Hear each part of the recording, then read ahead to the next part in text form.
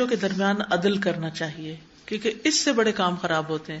جب بچوں میں فیوریٹزم کرنے لگتے ہیں نا، کسی بچے کو زیادہ امپورٹنس دینا، اس کی تعریفیں کرنا، یہ ہر بچہ مختلف ہوتا ہے. کچھ کم گو ہوتے ہیں، کچھ بہت ہوشیار ہوتے ہیں، کچھ آگے بڑھ کے ہر چیز وصول کر لیتے ہیں لاڈ پیار کر کے، اور کچھ ناراض ہو کے چلے جاتے ہیں. تو یہ ماں کا فرض ہے کہ پھر ہر بچے کو ایکولی امپورٹنس دے.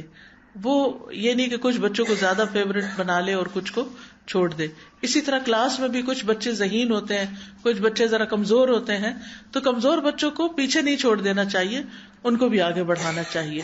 پھر ان کا آپس میں کمپیریزن نہیں کرنا چاہیے کہ وہ کر سکتا تم کیوں نہیں کر سکتے وغیرہ وغیرہ.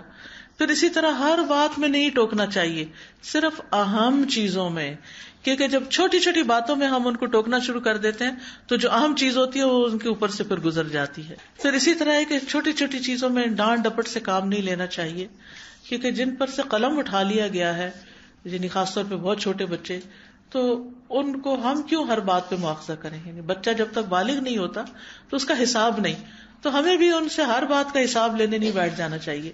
پھر اسی طرح یہ کہ کبھی اگر ڈسپلن کرنا پڑے تو چہرے پر نہیں مارنا چاہیے، تعلیم دیتے ہوئے بھی مارنا نہیں چاہیے. اور پھر اسی طرح سختی کے ساتھ پیش آنا یا ڈنڈے سے مارنا یا اور اس طرح کی فزیکل پنشمنٹ دینا یہ درست نہیں ہے. اور بچوں کے ساتھ ظلم و زیادتی کا بھی حساب دینا ہوگا. یہ نہیں کہ اللہ نے ان کو ہمارے ہاتھ میں دے دیا، وہ ہم سے تعلیم حاصل کر رہے ہیں یا ہمارے اپنے بچے ہیں تو ہم جو چاہے سلوک کریں. نہیں، ان کے بارے میں بھی پوچھ ہوگی. چوتھی چیز ہے بچوں کی کردار سازی، ان کو اخلاق سکھانا، کیونکہ لاڈ پیار میں ایسا نہ ہو کہ وہ بد اخلاق ہو جائیں.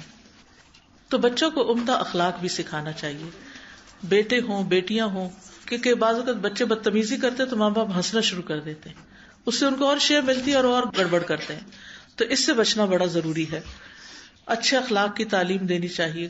اور اس سلسلے میں سورۃ لقمان کی جو آیات ہیں وہ بہت زبردست ہیں کہ کس طرح لقمان علیہ السلام نے اپنے بچے کو نصیحت کی تھی، یا بنی اقم الصلاۃ وامر بالمعروف وانہی عن المنکر واصبر علی ما اصابک. یہ بچے کو سکھایا جا رہا ہے، واصبر علی ما اصابک، اے میرے چھوٹے بچے نماز قائم کرو، نیکی کا حکم دو، برائی سے منع کرو، اور اس مصیبت پر صبر کرو جو تمہیں پہنچے.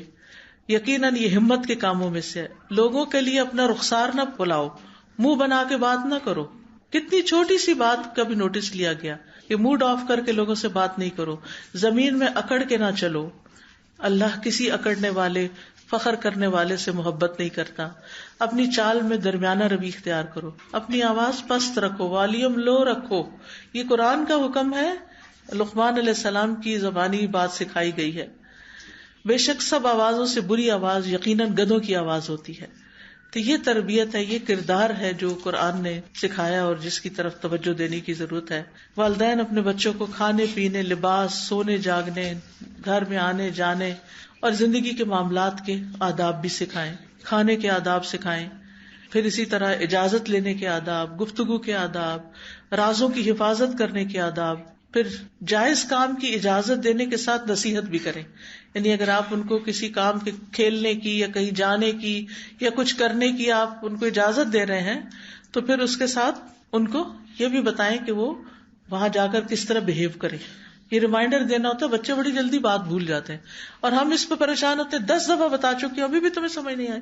وہ معصوم شکل دیکھ رہے ہوتے ہیں کہ کون سی بات ہے 10 دفعہ کہی گئی، کیونکہ انہیں بھول چکا ہوتا ہے 10 دفعہ کا بھی. تو ہر دفعہ انہیں نئے سرے سے بتانے کی ضرورت ہوتی ہے کہ کیا کریں کیا نہیں. ابو حیان تیمی اپنے والد سے روایت کرتے ہیں، وہ کہتے ہیں کہ میں نے ربیع ابن خیثم کی بیٹی کو دیکھا، وہ ان کے پاس آئی، کہنے لگی ابا جان میں کھیلنے چلی جاؤں. انہوں نے کہا میری چھوٹی بیٹی جاؤ اور اچھی بات کہنا، یعنی کھیلنے جا رہے ہو لیکن بات اچھی طرح کرنا. پھر آپس میں ان کو محبت سے پیار سے رہنا سکھانا چاہیے.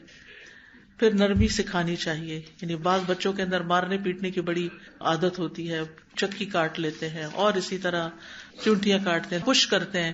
کچھ بچے بڑے وائلنٹ ہوتے ہیں بچپن سے ہی، یعنی کہ ماں باپ نے سکھایا ہوتا ہے لیکن ان کے اندر ہی کچھ اگریشن ہوتا ہے. بعض اوقات چھوٹا بچہ ہوتا ہے اس سے جلدی پیدا ہو جائے تو وہ جو چھوٹا رہ جاتا ہے وہ عام طور پر جیلس ہوتا ہے بعد میں آنے والے بچے سے اور نقصان پہنچاتا ہے اس کو. تو ان چیزوں کے بارے میں بھی خیال کرنا چاہیے.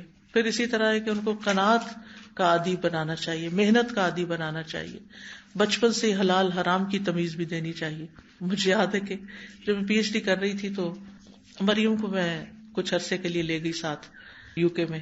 تو وہاں پر ظاہر ہے کہ جب بھی کہیں باہر گروسری کرنے جاتی ہے کچھ تو ہر چیز دیکھ کے کہ حلال ہے یا نہیں. تو ایک دن ایپل اٹھا کے کہتی ہے کہ ماما یہ حلال ہے. تو مجھے یہ بات کبھی بھی نہیں بھولتی کہ بچے بھی کانشیس ہو جاتے ہیں اور ہر چیز میں پوچھنا شروع کر دیتے ہیں کہ کیا حلال ہے اور کیا حرام ہے.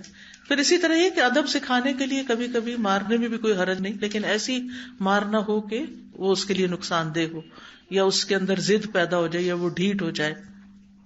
نبی صلی اللہ علیہ وسلم اپنے گھر والوں کے بارے میں یا بچوں کے معاملے میں جب انہیں پتہ چلتا کہ کسی نے غلط بیانی کی ہے تو آپ اس سے اعراض برتتے تھے، یعنی ناراضگی کا اظہار کرتے تھے.